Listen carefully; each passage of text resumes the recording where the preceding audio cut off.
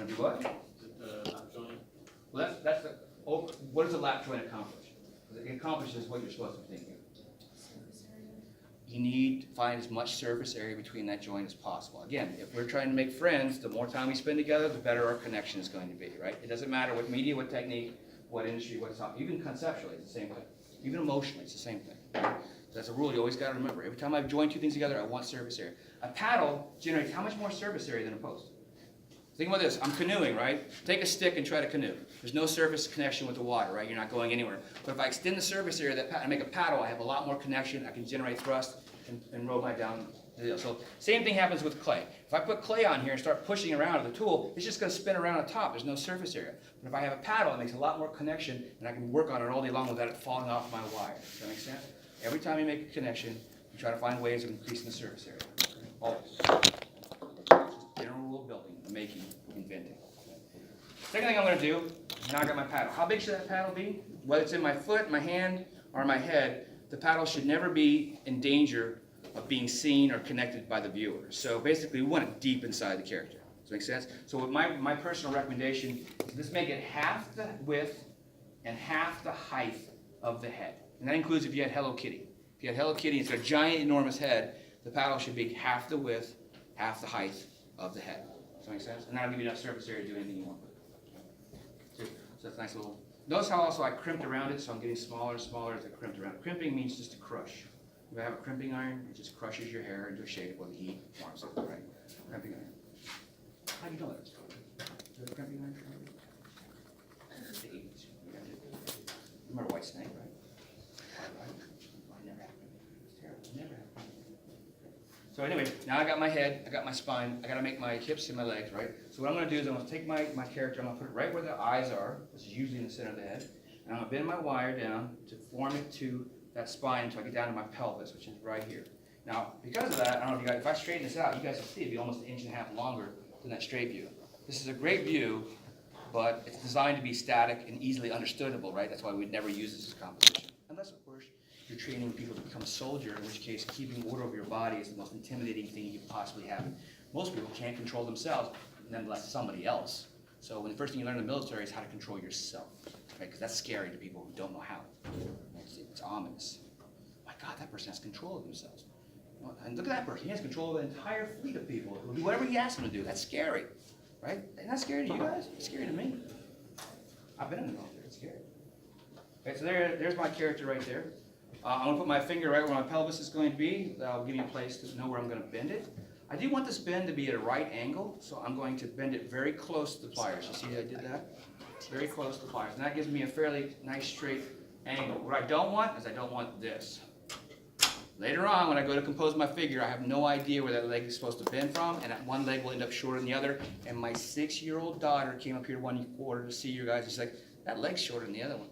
Humans are so sensitive to proportional relationships, particularly in anatomy. It's just a biological function. Believe it or not, it's beyond your control. When you look at people, you judge them on how proportional they are because it's about genetics, and when you have one day when you want to make more human beings, that's something people just subconsciously look for. Oh, emotionally, no. Psychologically, yes. Evolutionary, yes. I personally don't believe that proportions have anything to do with beauty. Beauty is not what you look like, it's how you act. Quite frankly, but that's just me. Flip it over, ready to do side 2? Just in case Steve was wrong, I don't want to let that bad symmetry translate to my character. Right there. Spin the second pelvis. By the way, if you don't have a lot of finger strength, another way to do it is just to use your own body weight as leverage. Hold on to it, kind of put it on the table, and just roll it with your body weight. There's no effort whatsoever. I did bend it very closely to create, that's why we talk about leverage and movement and balance, right? Because by manipulating leverage, you can gain a lot more force. Okay? A lot of fun. So there we go. I got that. And one thing I probably want to do right off the bat is I want to notate where my knee is. So later on, when I bend him into pose, I know where he bends. His long bones bend. The reason I'm scratching it is because nothing sticks to aluminum. Aluminum is a really weird alloy. You can't even paint it. Basically, the only thing you can do is dye it. So when you want to change the color of aluminum, if you're doing a soda can, you put a decal on it. And if you want to change the color, you throw in a bucket of acid, which eats into it, makes it all porous and granular. And then you throw in a bucket of dye and dye it. That's the only way you can change the color of aluminum. It's a weird alloy. Okay. I'm gonna go down to where the ground is. That's where the ground is. That's where I need to have my little foot bump out, remember? So I'm gonna go ahead and put my pliers right there, bend it forward. Don't give them chaplain feet by going sideways. Bend them forward in space. Flip it over, do side 2. Got a fire? Then go back, and of course we're going to bump it right into the ground. We just need a little bump out because we can't build a paddle. The paddle won't go on the board. We need a post. We also need some surface area for the clay to stick to. So we're going to bump it out and make a little foot form. But of course, do not make this foot form as long as the foot. Don't let it get anywhere close to the edge of the foot. You don't want that. We want to bury it deep inside the character where no one will ever see it. Does that make sense? Second thing to do, be very careful that these rods are parallel to each other. They should be parallel and plumb so they go down into holes evenly. Does that make sense? The other thing is, how long do you make them? How long is your substrate? So I don't want it to be longer than my substrate, or you end up scratching the bejesus out of your tabletops, right? Cutting everything, cutting your hands. So I make them just a hair shorter. Notice how I always check, though. I don't guess. If I guess, I'll be wrong. I always check. I always make sure I check. That's a big thing. You'll find that every time you guess, you'll probably be slightly off. There's something called tolerances, and that means that for every one thing that goes wrong, it's just going to be exponentially bad as you go along. So that's tolerances. Tolerance stacking is this known. Anyway, time to do the arms, right? Now, for the height, it's 3 times the height, right? But for the arms, it's twice the wingspan. Twice the wingspan. Where's the wingspan? Yes, sir. Sorry, do you do the knees for the side view? Not right now, but when I go to pose it, I will bend them at the knees. That's why I mark them so later on. Okay. That critical pose is really, really important to the content of your character. You have to pick the one pose which explains the most amount of content to anybody looking. That's hard. You need to be really nasty. He's like, let's put that president set down. He wasn't really doing his job really well, was he?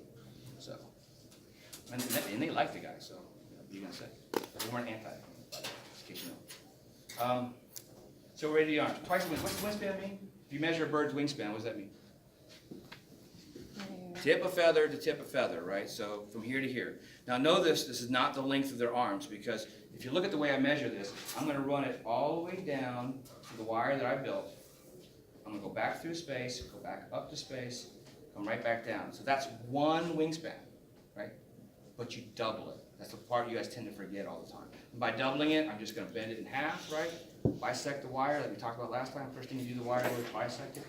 By the way, if you're doing a spider or a crab, you just have a lot of these. Does that make sense? So I have multiple of these that have multiple legs. So if you're doing a horse or a cat or a rat, it's still humanoid, but then it gets bit down on all 4s. So you need that like medical table, biology specimen view of your creature. Does that make sense? Like literally tied to a table. You don't want to see the side view. You need it literally on its back, tied to a table, so you can measure these things. You can't measure them when they're in composition. And you can't measure proportions when you're at 3/4 view because it's foreshortened and things are shorter and longer. So you need a, what we call exploited front view of your character, or also known as a medical diagram picture of your character. But you also need front and side, because you don't know how far things go through space without having the front and side view. Okay? By the way, I'm going to go ahead and just crush this double wingspan right here. Make it as small as I possibly can. I'm just going to crimp it, crush it, right? Let's make it a real small pattern. Okay. Now, before I use this is double the wingspan. I want to go back with my diagram, and I want to find the halfway point between the pelvis and where the arms begin. The halfway point's a mark I want to hit right about there. You can go smaller than this, by the way, especially if you have a really long creature. But generally, it's just the halfway point between the shoulder, between where the arms connect to the spine and where the pelvis connect to the spine. Does that make sense? Okay. Now, what that point is used for is I'm going to take my paddle and start at that point and then create both sides of my character. So I'm going to start at that point right there, the halfway point. Make sense? I'm going to hold on to it right where it needs to bend, become my arms. Right? Grip it together real quick. I'm going to bend my arms apart, make that Y we talked about earlier. Make sense? It's kind of a wonky bend right there. Fix that. So, now, I could bend this all the way down, but I'm going to need access internally, so I'm just going to leave my arms long, but I'm going to still make sure I have the right measurement. So I'm going to take my piece right here, I'm going to bend this slightly, that's where it becomes the shoulder joint. Okay? I'm going to come back around, measure the point, that's his elbow. Scratch that up for later. Okay. And then I'm going to go down to where his arm is, and I don't want to end this in a post, I want to end the paddle, so I'm going to hold on to right where it needs to stop in space. I'm going to bend it at a slight angle, right angle like that. I'm going to cut it. How big to make the paddle? how much can you hide inside the hand. If I have a human hand, I have to make that paddle really, really small. If I have this guy's hand, I can make that paddle really, really big. Doesn't really matter. More material means better connection with the clay. Okay? So I spin it around, create a paddle. That's good enough. Flip it over to side 2. Here's my shoulder. Bend it just slightly so I know where it's supposed to be. Find my length to my elbow, scratch that up. Go down to my palm, find out where it ends in space. Bend it, cut it, short, bend it, crimp it close. Got my paddle arms. That makes sense to you guys? Okay. Now, I guess, again, I don't want to guess when it's time to put these together. Now, I have several methods. I've seen several methods for joining these together. I still prefer the method that my teacher taught me, which is lashing. I took 7th grade home ec class. You guys ever take home ec? Do they even have that anymore? No. You guys ever take home ec? I wanted art class in junior high, 7th grade. You guys ever want art class? I never had an art class before. I wanted art class. And the way to get those, where I was at school, is you had to join something called exploratory electives. You had to join 12 weeks of choir, 12 weeks of home ec, and 12 weeks of art and design. So I'd take 12 weeks of choir, learn how to sing. Well, that was great. I love that, actually. I had 12 weeks of home ec, and I thought, this is going to suck. But then I walked into home ec the first day. There's 56 girls. I'm the only guy. Freaking yeah! Okay? I learned how to cook. I learned how to cook really well. In fact, my wife, I never get to take my wife out for dinner because I cook better than any place in this town. That's why I'm so fat. I like food, and I like to cook well. Okay? I met my wife, made her fall in love with me because I cooked good. She loved me. 6 years of stalking and good cooking, and you get married. Okay. By the way, I learned how to sew in that class too. So this is like the length you're supposed to use for sewing. Does that make sense? Everybody learn how to sew? Okay. The easiest thing to learn how to sew is you take a piece of thread about that long, just longer than your shoulders, not like this long. But, you know, if you have too much, it gets tangled up by the time you use it. Does that make sense? You're always doing a miser. And the first thing you do in sewing is you bisect your line, right? So you make a little loop with it. Does that make sense? You put your needle on there, and that way your needle can't come out, right? So some people use a short piece. I wouldn't do that. But also, every time you pass through, you have twice as much material, right? So you're actually very efficient by doing this. Okay. So I only tell you that because I'm going to do something low tech here. It's going to be super low tech. I'm going to take the ends, the loose ends, and I'm going to put them through the loop. Okay. There's nothing high tech here. There's no Boy Scout nonsense or anything. High tech. I say that and I can't see anything about my glasses. So I put the ends through the thing, and of course if I pull on it, it makes it like a low tech lasso. Does that make sense? Not a big deal.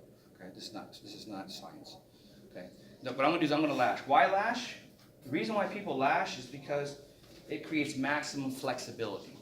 So if you're doing a tiki hut and you want to survive a hurricane, or if you're putting an arrowhead on a shaft and you want to survive the wobbling of the arrow through space, or you're doing a grommet on a fishing pole and the fishing pole has to bend consistently, you can't glue it to it, you have to lash. Does that make sense? Lash. In fact, if you're going to hold flexible clothing together, you're going to lash. Some people know that it's called sewing, but basically it's a form of lashing, okay, or weaving. So what I'm going to do is I'm going to place this character right where I need him to be, right? And I'm going to lash. Now the trick with lashing, if you don't know this, is you can't wad. You're not allowed to wad. Wadding makes it looser. Lashing makes it tighter. Okay, so lashing is like being consistent winding. Does that make sense? So we don't want to wad. We want to lash. Okay, and so what I'm going to do is I'm going to hold it right where I need it to be. I'm going to come take my little loop. I'm going to come under his armpit, over his opposite shoulder diagonally. Right? I'm going to pull against the loop, and I'm going to do this as tight as I possibly can without breaking the wire. How tight is that? Break the wire, and then you'll go to next time. Okay? So 1, 2, 3. That's all. 1, 2, 3. That's all. Now I want to avoid wadding. So now that's just holding it where it needs to be. This is not connecting.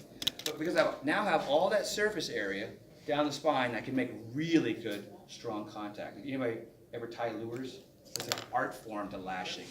People are judged in how well they do concentric rings of thread. It's crazy. You know, is he good? Is he not good? I don't think the fish mind, but the people who judge your lures do. Okay. Well, I'm just winding it. I'm not wadding it. I'm winding it. I'm lashing it, right?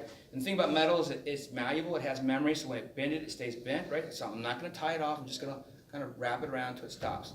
Now this is really, really strong. Okay? It's really, really strong. I bend the wire before I break the lash. Okay? So it really does work. If you're over in the sequential art department, they have another way of doing it that I don't recommend. Okay, and I've seen this lots of times before. They use this stuff called epoxy putty. I use this stuff too. We need it for this project, we need it for the next project. But the thing about epoxy putty is it's a putty, okay? It's epoxy, it's really strong stuff. All epoxies are made with two different things, resins and hardeners. They're chemically activated, they don't dry, they cure. Does that make sense? So what you do is use very little amount, because this is a 5-minute epoxy. So in 5 minutes it's going to be steel. So it's 24 hours will be steel, but in 5 minutes it'll be hard. Does that make sense? So whatever I tear off, I got to use in 5 minutes. So what I usually do is I take a razor knife and I cut basically a lifesavers amount out of this thing, and I take the plastic off of it and I mix it up real quick and I apply it wherever I need to. If you're doing jack skeleton, you have really long thin pieces. You may need to do this to reinforce the wire so that it's strong enough to survive the epoxy. I mean, the polymer clay, because the polymer clay isn't that strong. It really isn't. It's just, it gets hard, but it's not strong. Okay? So that's why I use this stuff internally for support, but I don't use it to glue things. Why wouldn't I use this stuff to glue stuff together? If I put this around here, first of all, you're going to see it real close to the spine, right? Secondly, you will not be able to adjust your spine to do your pose. So I don't use it for those two main reasons. That and because it stinks really bad. So I have been used, and of course you want this stuff to be structural. By the way, if you're borrowing epoxy from former roommates or friends, be sure to test it before you use it. Whether it's liquid epoxy or putty epoxy, test it because it does go bad. Okay? Test it first, then use it. Don't test it on the thing you're testing with. That becomes a nightmare. So now we're ready. We're going. Now, if this was a really super skinny character and I needed clay to stick to this thing, there's another thing you can use with the clay. The clay doesn't really want to stick to the aluminum. Nothing really does, to tell you the truth. So you can actually add a little bit of texture. As long as you have texture, things stick to it real easy. So I'm just poking it in here real quick. Let's just say I had a really, really skinny arm for this character. I can take a little of this and I can quickly just kind of wrap it around it. And what happens, the clay gets behind that round foil, gets behind that round line, and mechanically locks to it. So it actually sticks a lot better mechanically than it does to, because there is no adhesion to the clay. The clay is clay, it's not glue. This is glue, it's not clay. This does not sculpt very well, it's sticky. And you only have 5 minutes to work with it before it becomes steel. Does that make sense? So don't sculpt in this. Don't expect the clay to be glue. Okay, does that make sense? They both have two different, they're both malleable, at least temporarily. And that's kind of good. So anyway, if I had a little skinny character, you guys can wrap this on. The clay sticks to that really, really well, and you can work on it. Right? Personally, right, it's what I needed. Okay. Second thing. The back of the box says anything thicker than a ½ inch of clay before hitting an armature needs either an armature or aluminum foil. So we're going to use aluminum foil as a volume builder. You guys know the definition of volume? Amount of space occupied. Okay? So we need this to keep the clay under ½ inch thick. That way it won't take forever to bake. Does that make sense? Also, this saves a huge amount of weight because this is low weight. This is aluminum. It's real lightweight. Does that make sense? So when I go back to volumize this character, I don't want foil anywhere that I need it to be strong, because it's not strength, it's just volume builder, right? So on the body, I'd probably use maybe up to 70% of that character could be aluminum foil. Don't use this for any type of definition, you know? Again, you don't need it unless you're going over ½ inch thick of clay. I probably put a little bit in his feet because they're pretty big.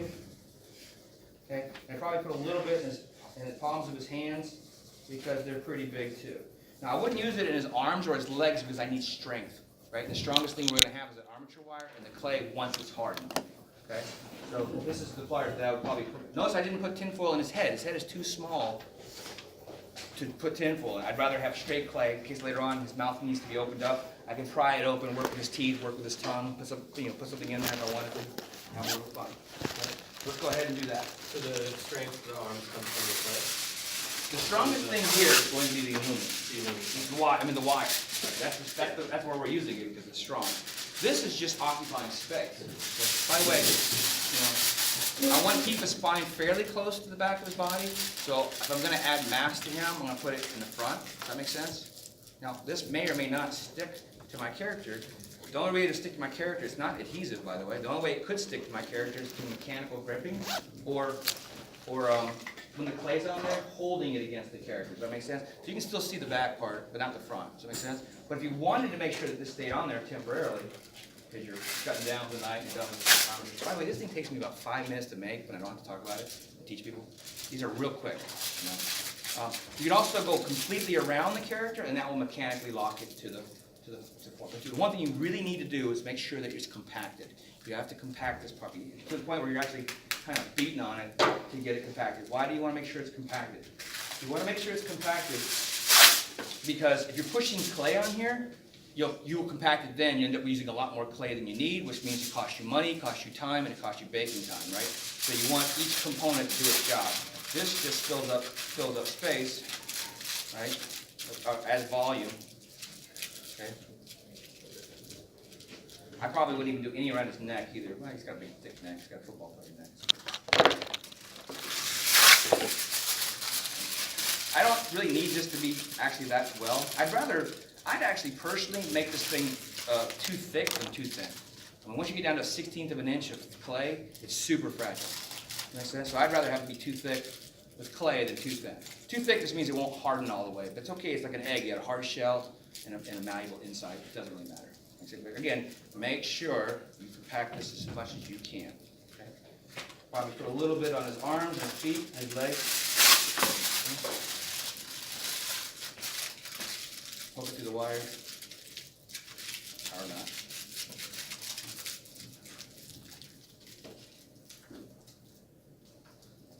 Okay, once you get all the way around, you have that little bump out, so it's good for holding on to some of the, holding on so it doesn't spin around the post. It's not again, this is a very gestural kind of experience. I've seen people get really obsessive about it. It's not worth it. Again, I would rather have less tinfoil and more clay, just because the clay does what it's told to do. You know, what's pushed into. Okay? So you can have a little fun with that. This is probably more than I need, but I can actually pack this down to the point where it's very thin if I sat here to work at it. But you do want it compressed, right? You do want it compressed. Now, why would you not? Why is the clay going to stick to this stuff? It's going to stick to this stuff because it has a bazillion fractal planes, right? It's basically super textural. So the clay gets into every nook and cranny and grabs on mechanically. Does that make sense? Okay. Again, I'm not going to worry about his fingers. I don't worry about those. Those are details. They need done with clay. Okay. Now comes the most important part of the entire project. You have to figure out the pose. Okay? Again, that's why I want you guys to think about that. I have a whole class on just getting the perfect pose. So, anybody want to take a guess what who this character is and what he does? Is he a good guy? Is he a bad guy? You can actually, in illustration, animation, and cartooning, there's got a zillion canons. There are 1,000 ways of doing something. If you want to make somebody smart, you give them a big head. If you want to make them dumb, you give them a small head. Right? If you want to make them strong, you give them a bigger body than head. Right? So this is a powerful character, obviously. I think he's made out of rock. You've actually seen the colorized version. It's gray and it's got speckles all over it.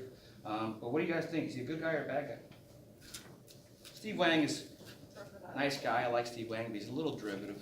He pretty much ripped off Fantastic Four, big time. This is like the Thing from Fantastic Four, right? All rock. You ever see his character? By the way, this is a good time when you have